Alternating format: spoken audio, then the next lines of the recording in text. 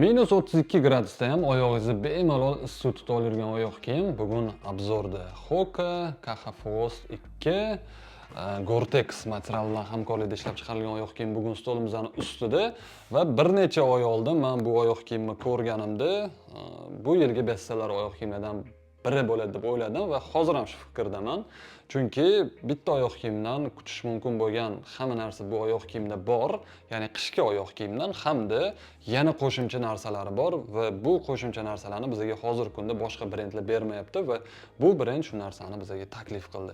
Kelinglar shu haqida bugun podrobniy gaplashamiz. Korobkamizni oldiga emas yoki orqaga emas, yonga ochiladi, ko'rishingiz mumkin va oyoq kiyimni o'ziga baho beringlar. Qaranglar, qanaqa oyoq kiyim bu, qanaqa baquvvat, qanaqa tank oyoq kiyim, lekin takoy yumshoq, yengil tank, unaqa qo'pol, og'ir, dag'al tank emas, balki yengilgina tank. Oyoq kiyim ichidagi narsalarni bir chetga qo'yib qo'yamiz, sababi biz oyoq kiyimni o'z detalini ko'rib chiqishimiz kerak.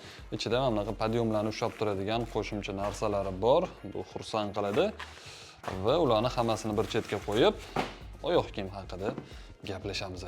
Bu oyoq kiyim krossovkami yoki etikmi, o'zingizlar hal qilinglar. Men o'rtasidaman, sababi etik desa etik emas, krossovka desa krossovka emas. Lekin shuni aniq ayta olamanki, birinchi taassurot bomba. Qaranglar, oyoq kiyimman qanaqa chiroyli, qanaqa go'zal ko'rinishga ega va buni ham albatta 2-3 xil rasvetkasi bor.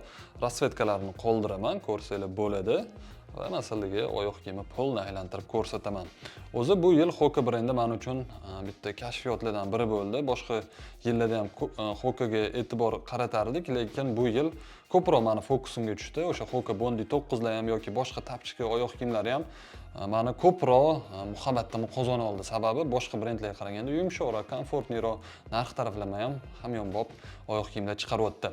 Xo'p, oyoq kiyimimizning detallariga kirishadigan bo'lsa, marhamat, ko'rishingiz mumkin, Hoka yozuvi o'ziga tushirilgan va bu takoy kurtka, qaranglar, qalin, вообще buni qalinligini qanchalik ko'rsatib bera olaman.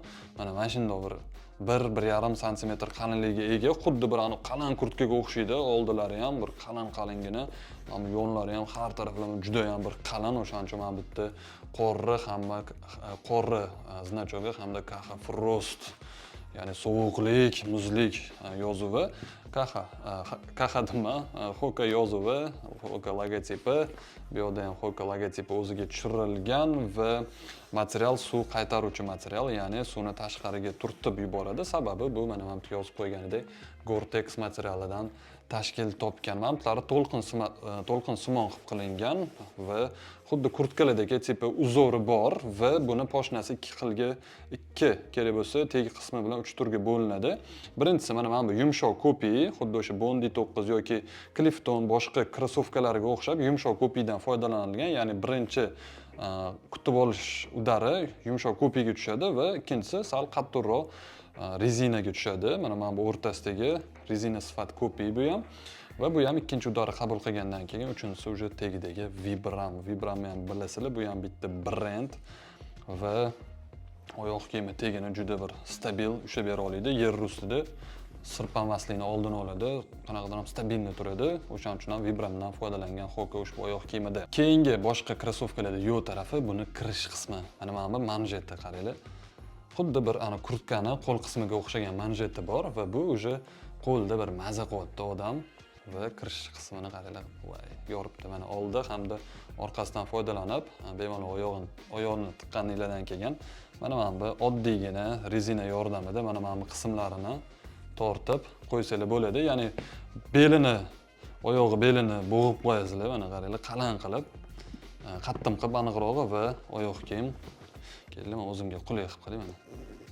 Qay darajada tortiladi bu, qay darajada yopilib ketadi va qaranglar, bo'shatish. Prosta.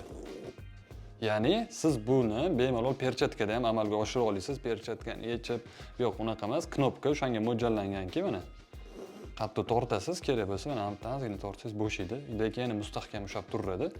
Yana bo'shaydi. Xullas, bu sistemani juda zo'r qilgan va bu o'sha boshida aytganimdek boshqa hozirgi kundagi bunaqa qishki oyoq kiyimlarda yo'q bo'lgan kirish qismi. Bu birinchisi. Ikkinchisi mana shu umuman materialni o'zini bazasini tuzilishi, ya'ni kurtka sifat, lekin etik bo'lib qolgan baribir. Ya'ni etik deganda biz baribir mamlari koji, qanaqadir baquvvat qalin spoilerlar bor, qanaqadir jo'skiroq narsa tasavvur qilamiz. To'g'ri, Adidasda yoki Nike'da bor, qanaqadir boshqa stilda, lekin aynan mana bunaqa kurtka sifatida qalin, lekin shu qatorda qanaqadir bukiluvchan, moslashuvchan yengil oyoq kiyim kam va Hoka buni bizga taqdim qildi.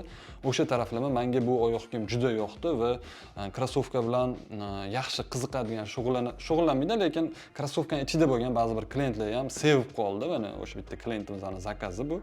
Aytib ketaman shu joyda va tushungan bu oyoq kiyimni krossovka dunyosini etikdan kuzatib yurgan odam siraz bilyapti, qanaqa qobiliyatga ega bu oyoq kiyim. Ya'ni jo'skis yo'q, qattiqlik yo'q, qo'pollik yo'q, balki oyog'ingizga shundoq kiyasiz kurtka, lekin sizga o'sha etikning vazifasini nafaqat teng taraflama, ust taraflama, kirish har taraflama bajarib beradi. O'shaning uchun ham bu oyoq kiyim ham boshida men ko'rganimda siraz meni e'tiborim tortgan. Wow, yaxshi narsa chiqibdi, zo'r narsa chiqibdi. Buni albatta obzor qilaman degandim. Kelaylik endi krossovkamizning ichini ko'ramiz. Stelkasi olinadi va ichi mazza. Stelkasi ham qalinroq stelka, mana ko'rishingiz mumkin. Qanaqa qalinligiga ega va ozgina issiq tutuvchi materialdan foydalangan Hoka. Va ichi marhamat qaranglar, qanaqa qalin materiallardan tashkil topgan. Ichi qismi ko'rsanglar bo'ladi. Yaqindan ko'rinyapti deb umid qilaman. Mana ko'rishingiz mumkin. Qaranglar, qanaqa issiq tutuvchi material ishlatilgan ushbu oyoq kiyimimizda va bu polni ishlatilgan makin. Xuddi shu material polni ishlatilgan. Ko'nglingiz xotirjam bo'lsin. Ya'ni haqiqatan endi -32 gradusgacha javob beryaptimi, demak shunaqa material ishlatish ham shart. Xullas, oyoq kiyim yengillik bo'ldi. Krossovka dunyosida yoki oyoq kiyim dunyosida bunga o'xshagan oyoq kiyimlar bor, lekin aynan ushbu oyoq kiyim meni ko'proq e'tiborimni tortdi. Bu yo'nalishdagi ba'zi bir oyoq kiyimlarni ham ko'rganman, Ugilarda yoki boshqa brendlarda, lekin nimagadir ham mana shu oyoq kiyim balki bizning yo'nalishga ko'proq to'g'ri kelgani uchundir ham meni e'tiborimni tortdi. Ya'ni krossovka sifat, etik va haqiqatan kiyganingizda yengil, kiyganingizda yumshoq, kiyganingizda qalin, -32 gradusgacha turib bera oladi hamda kirish qismlari noodatiy, komfort, 100 talik komfort bo'lgan oyoq kiyim, hamda baquvvat, hamda turib bera oladigan oyoq kiyim. Любой joyga o'sha ishonch bilan kiyib ketaverasiz va sizni ishonchli hamkoringiz, hamrohingiz bo'la oladigan oyoq kiyim. Oyoq kiyimi narxini tepada yozib qoldiraman. Yevroda hozirgi aktualniy o'zining narxi hamda dollardagi narxi va o'sha 200-300 dollar atrofida yuradi adashmasam, o'sha narxga arzirgan oyoq kiyim va bu tipdagi oyoq kiyimlar ham bor yoki umuman mana shunaqa suv o'tkazmaydigan, qalin, yengil, yumshoq oyoq kiyimlar ham bor. Ular ham shu atrofda yuradi. O'shaning uchun ham Hoka shunaqa baholada narxini menimcha yaxshi narx deb o'ylayman. Hoka KH2 Frost Gore-Tex haqidagi polniy obzor shundan iborat edi. Agar chet elga chiqqaningizda oyog'iga bitta tashab ko'ringlar. Xudo xolasa sizlarni uyaltirib qo'ymaydigan oyoq kiyim va oyog'inglarni quchoqlaydigan qishga yaxshi, ishonchli oyoq kiyim. Shaxsan o'zim tavsiya qilaman.